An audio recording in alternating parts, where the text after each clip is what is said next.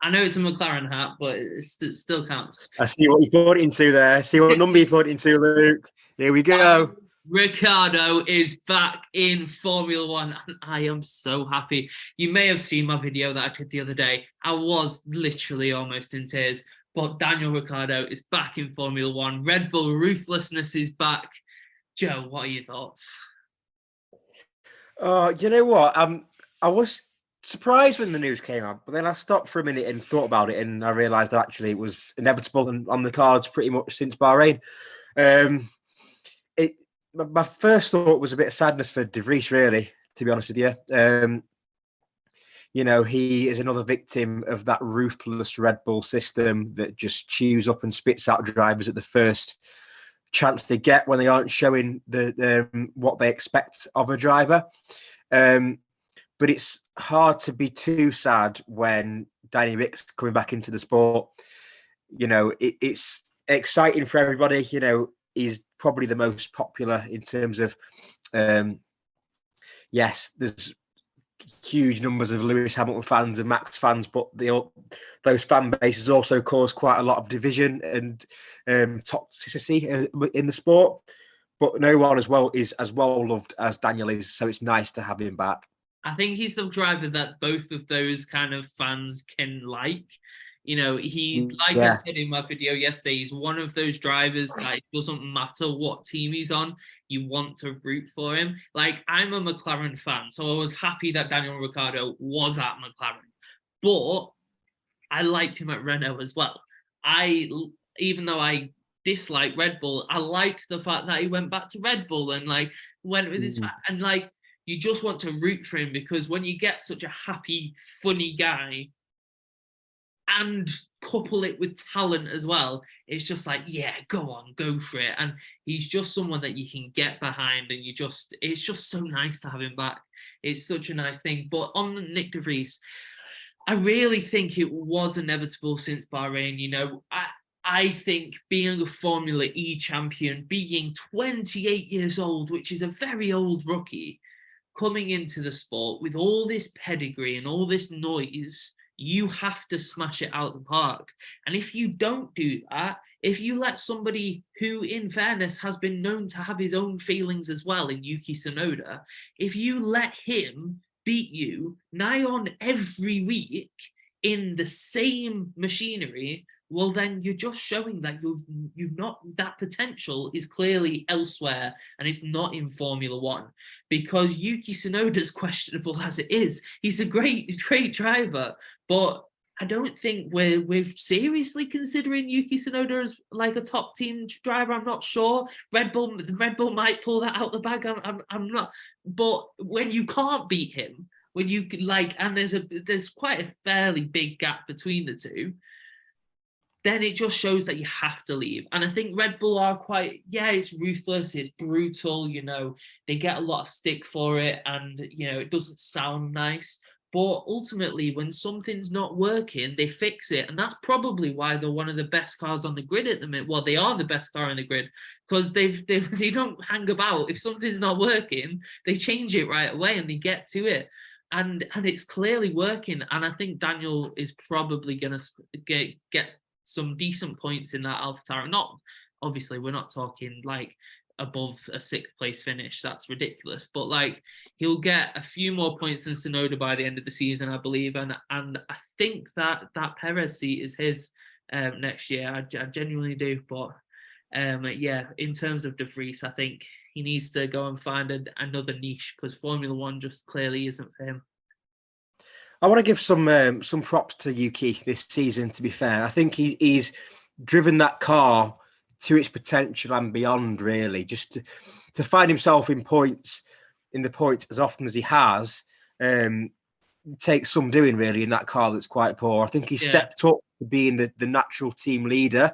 He had a couple of years working with Pierre Gasly, who is a good teammate and was obviously pushing him really, really hard because Pierre often drove the wheels off that car when he was with AlphaTauri. So I think it's had a good season so far, Yuki. A couple of P11s too, so close to scoring points. But the gulf between Nick and Yuki was so drastic, especially when you you come in with the pedigree of being a former F2 champion, Formula E champion. It's not like he's a rookie coming in with no pedigree. You would expect him to be closer. So I think that, yes, he wasn't as close to Yuki as what they want, but I do think probably needed more time. But I can see that why Red Bull pulled the plug, because why should you give more time to somebody who's coming in with such experience? Yeah. I mean, there was that podcast, wasn't there, the other day that said Christian Horner had doubts about him from the get-go, and that Helmut Marko was actually the one that was saying, yeah, let's give him a chance. It was really bizarre. It was a really bizarre signing to begin with, because obviously he was a Mercedes academy driver prior to being snapped up by the Red Bull team, well, the Red Bull group, let's say, at the start of this year. Red Bull have got a healthy junior academy to choose from, in terms of not just quality of driver, but the volume of drivers too. They've got by far the biggest academy out of all of the top F1 teams, stretching down to F3 and F4 and beyond. So, you know, if you're someone like Iwasa or Liam Lawson, and you're looking at the seats that are coming up, you probably were a little bit confused as to why they've signed De Vries off the back of, yes, he's FE champion, F2 champion. But then the real turning point for De Vries was the Monza drive last year when he stepped in for Williams. Yeah. And that was the moment where people started to tout his name for a seat for this season. But I think in terms of going forward, if you were a Red Bull Academy junior driver, seeing Daniel Ricciardo being drafted in as the second driver to sit with Yuki at AlphaTauri, you're wondering when your chance will come, because surely that is when you can step up and take the opportunity. Yeah. However, that makes me believe that this is, like you said yesterday in your video, that this is an audition for the 2024 Red Bull seat alongside Max. Honestly, I think this whole year's been about that as well. I think they were auditioning De Vries for that seat as well, because they clearly saw some potential in a Williams car that was nowhere near a decent car last year. So then let's put him in and audition him against Yuki. Let's see how they do. Obviously, that's not worked. Let's put Daniel back in, because at the end of last season, I think people are forgetting this, that Sergio Perez had some dealings with the Red Bull team. Like, it wasn't all plain sailing. There was some arguments. There was some frustration, especially I think it was in Brazil, where Max wouldn't swap back round for Checo to get him P2 in the standings.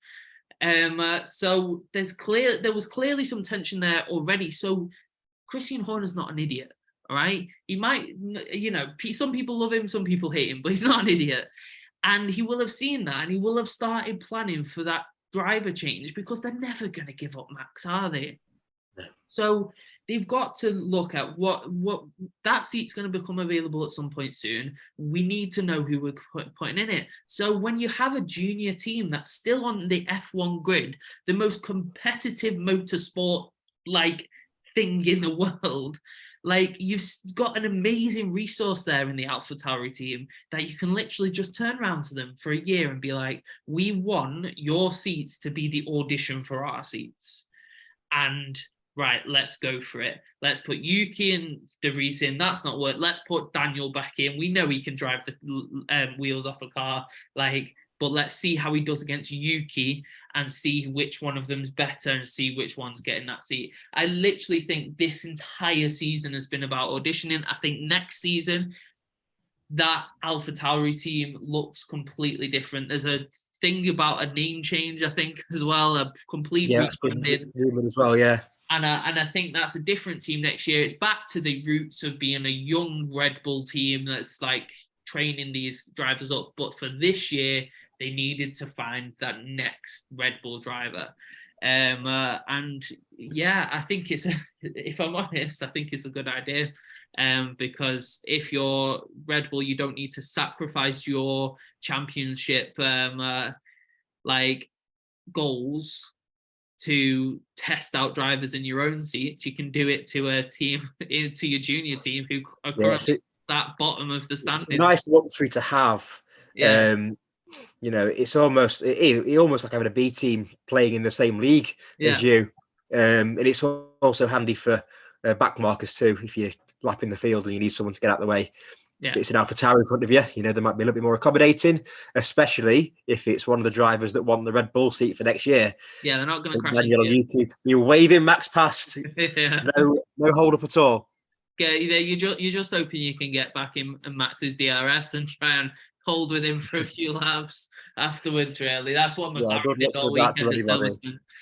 But yeah, so I think overall the F1 world is very happy that Daniel Ricciardo is back. They're not overly surprised that De Vries has gone. The biggest surprise for me is that nothing else seems to have happened in Formula One. Like, we are only a couple of races from the summer break. Usually at this point, all chaos is going off, but literally nothing is happening. So I This don't know. might be the trigger. Yeah, it might be the Might be trigger. the trigger. If I'm honest, I'm hearing rumors about Carlos Sainz, but I think that's only fan rumors rather than any news. Yeah.